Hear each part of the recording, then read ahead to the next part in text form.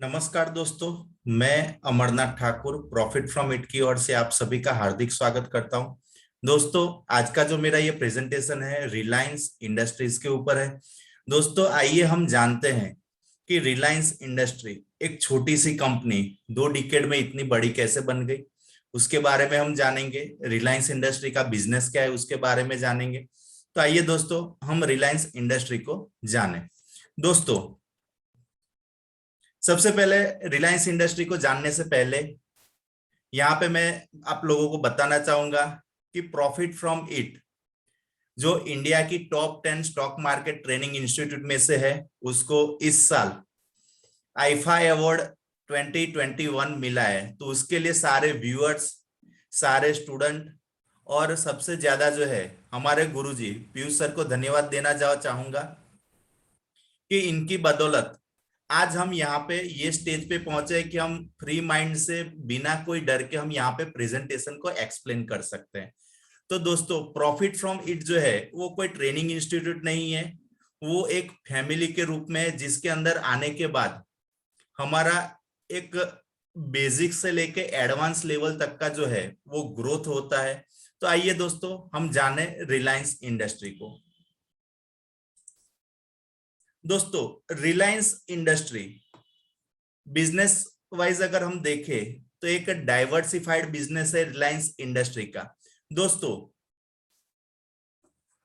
Result H1 का आ चुका है, तो हम जाने कि रिलायंस इंडस्ट्री का रिजल्ट कैसा रहेगा, रिलायंस इंडस्ट्री का बिजनेस कैसा है, कॉम्पिटिटर कौन से हैं और ग्रोथ जो है वो क्या है। तो दोस्तों, अगर हम देखें तो सबसे बड़ी खुशी की बात है, इंडिया के अंदर स्टॉक मार्केट के अंदर जो 5000 कंपनी लिस्टेड है उसके अंदर अगर हम देखें तो 20 लाख करोड़ के मार्केट कैप की जर्नी में रिलायंस इंडस्ट्री जो है वो सबसे फर्स्ट नंबर पे 70 लाख करोड़ के साथ। तो सबसे बड़ी उम्मीद एक बनती है कि 20 लाख करोड़ के मार्केट कैप पे अगर सबसे पहले पहुंचेगा तो वैसी कंपनी कौन सी है, तो फर्स्ट है रिलायंस इंडस्ट्री, उसके बाद टीसीएस, एचडीएफसी बैंक, इंफोसिस और एचयूएल। तो दोस्तों, अगर रिलायंस को देखें और पीछे की 4 कंपनी को देखें तो रिलायंस जो है बहुत ही आगे है मार्केट कैप वाइज। दोस्तों, मार्केट कैप वाइज देखें तो रिलायंस इंडस्ट्री करीबन 18 लाख करोड़ का मार्केट कैप है, भारती एयरटेल करीबन 4 लाख करोड़ का मार्केट कैप और डीमार्ट जो है वो करीबन 3 लाख करोड़ के मार्केट कैप के साथ यहाँ पे है। दोस्तों, हम यहाँ पे आपको बताना चाहेंगे कि रिलायंस इंडस्ट्री जो है उसका कंपैरिजन हमने भारती एयरटेल और डीमार्ट के साथ क्यों किया, तो वो हम आगे जानेंगे। दोस्तों, अगर हम सेक्टर का ग्रोथ देखें तो जैसे कि मैंने आपको पहले ही बता दिया था कि रिलायंस इंडस्ट्री जो है वो एक डाइवर्सिफाइड बिजनेस के साथ चलती है। तो रिलायंस का जो बिजनेस है ऑयल एंड गैस से आता है, डिजिटल सर्विस से आता है, रिटेल से आता है। इसके कारण जो है हमने कंपेयर किया एयरटेल और डीमार्ट के साथ।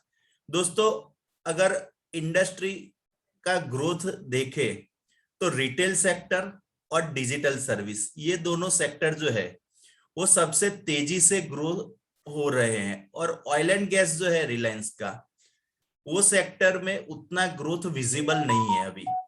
तो दोस्तों, रिलायंस इंडस्ट्री को जानने के लिए हमने पीयर में 2 और कंपनी ली, डीमार्ट और भारती एयरटेल।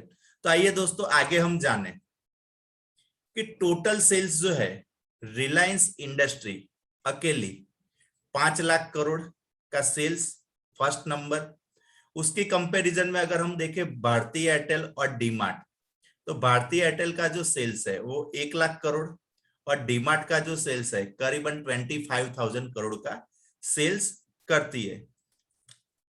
दोस्तों, प्रॉफिट को जाने हम तो कंपैरिजन सबसे पहले हम देखें तो रिलायंस रिटेल जो है अगर हम देखें डीमार्ट के साथ, तो डीमार्ट का सेल्स पूरे साल का करीबन 25,000 करोड़ का इस बार हुआ है। उसके कंपैरिजन में अगर हम रिलायंस रिटेल को देखें तो अंदाजा है कि करीबन 2 लाख करोड़ का सेल्स, मतलब रिटेल सेक्टर के अंदर सबसे बड़ी कंपनी रिलायंस रिटेल है। करीबन 2 लाख करोड़ का सेल्स अकेले रिलायंस रिटेल करती है। दोस्तों आगे अगर हम कंपेयर करें भारती एयरटेल के साथ, तो डिजिटल सर्विस जो है रिलायंस इंडस्ट्री का, तो उसका सेल्स करीबन 1 लाख करोड़ का। दोस्तों यहाँ पे सबसे बड़ी आश्चर्य की बात यह है कि रिलायंस जियो अकेली ऐसी कंपनी है जिसने सिर्फ 5 साल के अंदर 1 लाख करोड़ का सेल्स किया है। उसकी कंपैरिजन में अगर एयरटेल को देखें तो एयरटेल करीबन 1 लाख करोड़ का सेल्स करती है, लेकिन बहुत ही लंबे समय से एयरटेल है, जबकि रिलायंस जियो को सिर्फ 5 साल हुए हैं। दोस्तों आगे हम जाने कि कंपनी वाइज प्रॉफिट, तो रिलायंस इंडस्ट्री जो है वो इंडिया की फर्स्ट ऐसी कंपनी है जिसने 50,000 करोड़ के प्रॉफिट को पार किया है। दोस्तों ये प्रॉफिट जो है प्योर जो है वो ऑपरेशनल प्रॉफिट नहीं है, इसमें इन्वेस्टमेंट और ये सब भी आ गया है।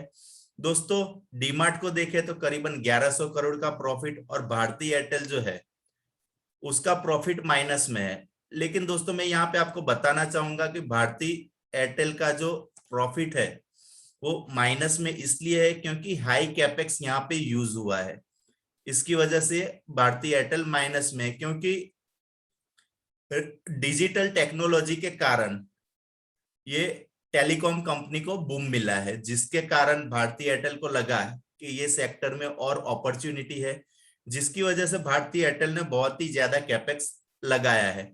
दोस्तों रिलायंस इंडस्ट्री का प्रॉफिट जो है सबसे हाईएस्ट है। उसके बाद अगर हम जाने quality parameter, net profit margin क्या है, रिटर्न ऑन इक्विटी क्या है, आईसीआर क्या है, डेब्ट टू इक्विटी क्या है, अगर ये सारे रेशियो और मार्जिन को अगर हम देखें तो दोस्तों भारती एयरटेल का अगर हम देखें तो -12% मार्जिन है, डीमार्ट करीबन 5% मार्जिन अपने घर पे ले जाती है, और रिलायंस जो है करीबन 11% प्रॉफिट मार्जिन अपने घर पे ले जाती है। तो बेहतरीन प्रदर्शन यहाँ पे रिलायंस का है। दोस्तों आगे हम देखें रिटर्न ऑन इक्विटी, इन्वेस्टमेंट पे कितना परसेंटेज घर पे ले जाती है, तो भारती एयरटेल का रिटर्न ऑन इक्विटी जो है वो 20% माइनस में है, डीमार्ट 9% और रिलायंस जो है वो 8% रिटर्न ऑन इक्विटी अपने घर पे ले जाती है।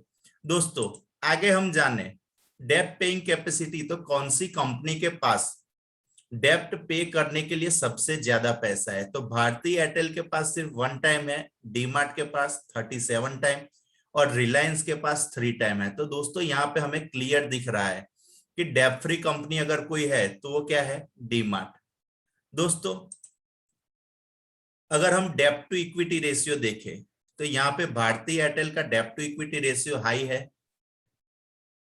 डीमार्ट ऑलमोस्ट डेब्ट फ्री कंपनी है, जैसे कि हमने आईसीआर में ही देख लिया कि 37 टाइम्स डेब्ट पे करने के लिए पैसा है, तो डीमार्ट जो है वो डेब्ट फ्री कंपनी है। रिलायंस जो है उसका अगर हम देखें तो करीबन 24% डेब्ट टू इक्विटी है, जो फेवरेबल है। डेब्ट फ्री नहीं हम कह सकेंगे क्योंकि 23% जो है वो डेब्ट टू इक्विटी रेशियो है, लेकिन 30 से नीचे है तो ये फेवरेबल हम मानेंगे।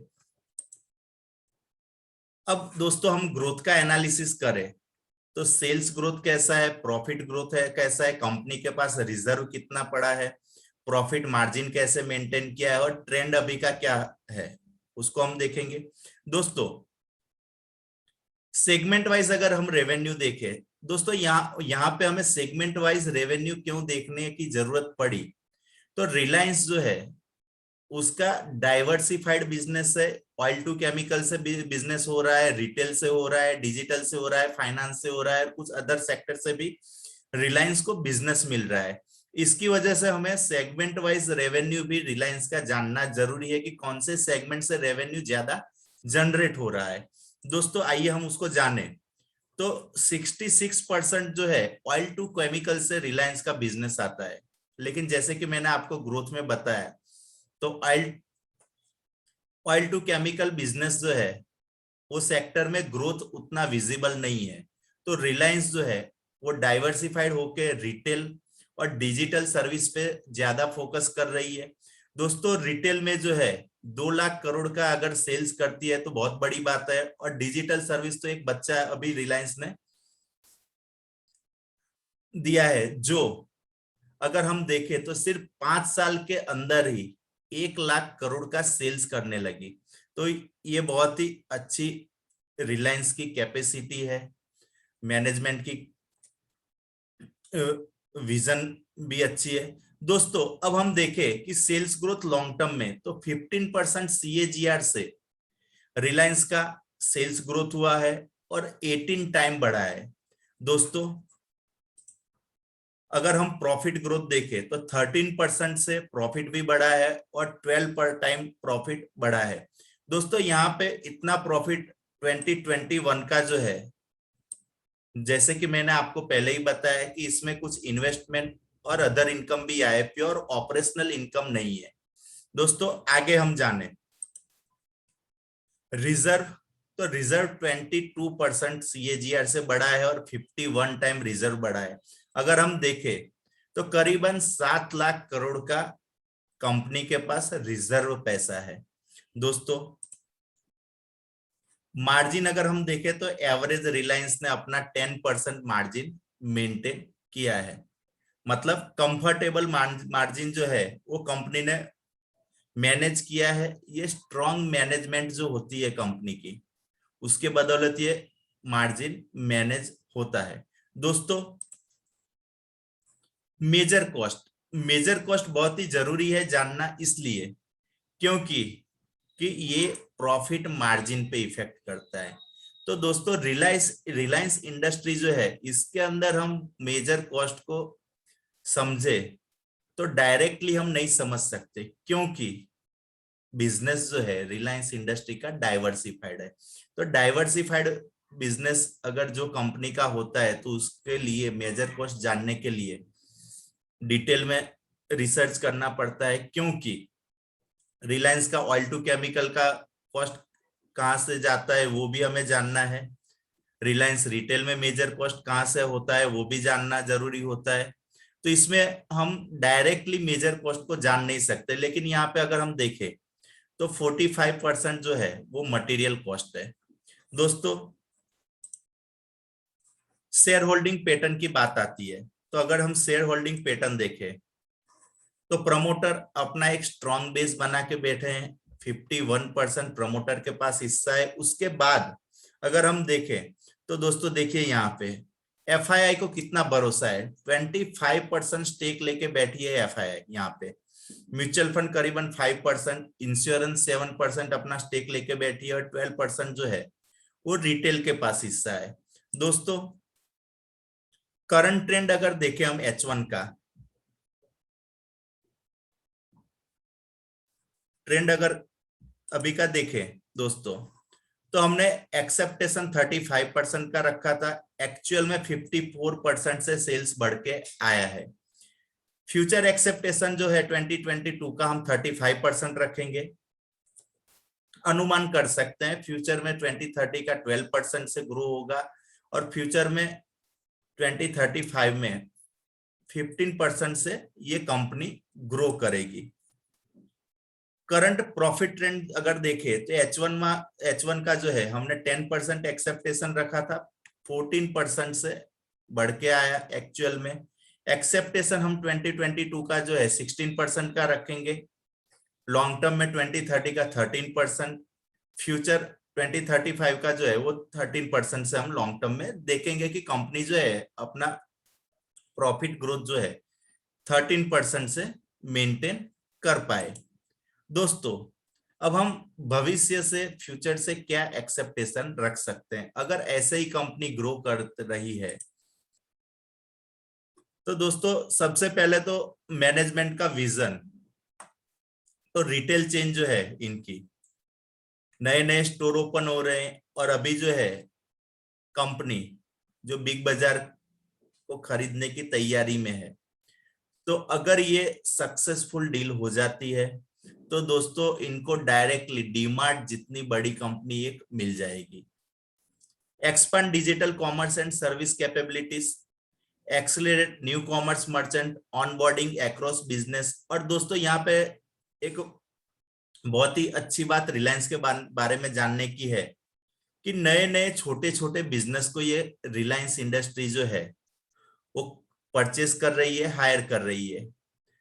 और अगर हम यहाँ पे देखें तो दोस्तों आश्चर्य की बात है, देखिए फरवरी 2019 से लेके 2021 2 साल के अंदर कितने सारे छोटे छोटे बिजनेस को इन्होंने खरीदा है। Grab, Hamleys, Shopsense, Khanna, Netmeds, Urban Ladder, ये मतलब छोटी छोटी जो कंपनी है। रिसेंटली इन्होंने जस्ट डायल और 7-Eleven की जो मास्टर फ्रेंचाइजी है उनको भी परचेस किया है। मतलब जो है स्ट्रेंथनिंग कैपेबिलिटी जो है across brand, supply chain and technology, इसका कंपनी पूरा यूज करती है और स्ट्रॉन्ग मैनेजमेंट की बदौलत ये हो रहा है। दोस्तों फ्यूचर का अगर हम ट्रेंड देखें तो 2022 का जो है करीबन 7 लाख करोड़ के सेल्स पे कंपनी पहुंच सकती है। 2030 के अंदर करीबन 16 लाख करोड़ का सेल्स कंपनी कर सकती है और 2035 जो है उसके अंदर करीबन 34 लाख करोड़ का कंपनी सेल्स करेगी, ऐसा हमारा अनुमान है। दोस्तों अगर हम प्रॉफिट की बात करें तो करीबन 2022 में 61,000 करोड़ का प्रॉफिट कंपनी करेगी। 2030 में अगर हम देखें तो दोस्तों रिलायंस इंडस्ट्री ऐसी फर्स्ट कंपनी होगी जो 1 लाख करोड़ से ऊपर का प्रॉफिट करती होगी, ऐसा हम देखेंगे। 2035 में करीबन 3.5 लाख करोड़ का कंपनी का प्रॉफिट रहेगा, ऐसा हमने अनुमान लगाया है। दोस्तों आगे अगर हम फेयर वैल्यू देखें कि ये स्टॉक को अभी बाय करना है तो फेयर वैल्यू जो है 1415 रुपीस है, लेकिन जरूरी नहीं है दोस्तों कि ये 1415 पे आए ही। 2030 का अगर हम देखें तो 3500 है और 2035 का अगर हम देखें तो करीबन 6,000 रुपीस पे हम इसको बाई कर सकते हैं। ये है फेयर वैल्यू। दोस्तों अब बाइंग रेंज अगर मुझे रिसेंटली बाई करना है, अभी बाई करना है, तो कौन सी प्राइस पे मैं बाई करूं, तो ये भी जानना जरूरी है। तो इसके लिए हम थोड़ा टेक्निकल देखें तो दोस्तों 2000 से लेके 1600 के बीच में इसको हम बाई कर सकते हैं। अब दोस्तों बारी आती है कि पोर्टफोलियो में मैं इसको कितना वेटेज दूं, कितना वेटेज जरूरी है। तो दोस्तों अगर हम डायरेक्ट रिलायंस इंडस्ट्री को बाई करते हैं तो हमें ये समझना है, मैंने भारतीय एयरटेल को भी बाई कर लिया और डीमार्ट को भी बाई कर लिया, क्योंकि तीनों बिजनेस रिलायंस इंडस्ट्री के पास है। तो पोर्टफोलियो के अंदर हम 3% का वेटेज दे सकते हैं। दोस्तों हमने जाना कि रिलायंस इंडस्ट्री जो है वो इंडिया की इतनी बड़ी कंपनी कैसे बनी, ट्रेंड क्या रहा, profit growth, sales growth, margin, ये सब हमने देखा। दोस्तों लास्ट में ही मैं ये बताना चाहूंगा कि ये वीडियो प्रेजेंटेशन जो है मेरा सिर्फ लर्निंग और स्किल डेवलपमेंट पर्पस से है। तो बाय और सेल करने से पहले आप अपने एडवाइजर से ये इंफॉर्मेशन जान सकते हैं। दोस्तों आइए हमारे चैनल को सब्सक्राइब करें और लाइक करें। थैंक यू, जय हिंद।